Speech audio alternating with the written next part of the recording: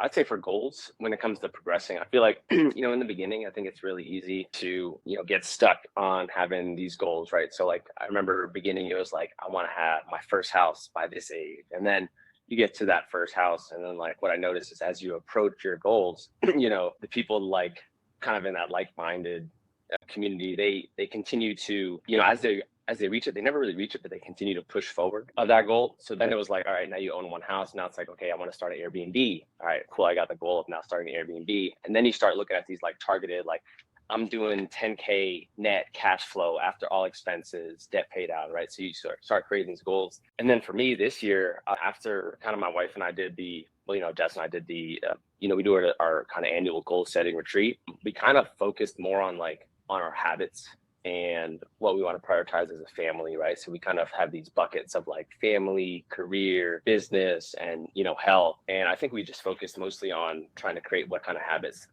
of the person that we're trying to become, right? So we don't have any sort of like, hey, we're going to try to get 10 doors this year, 10 doors next year. So like we've kind of shied away from those tangible goals and then just kind of control what we control on a daily basis. And this kind of is a kind of a little bit more manageable, I would say, at least for us in our current season of life. So that's kind of how we look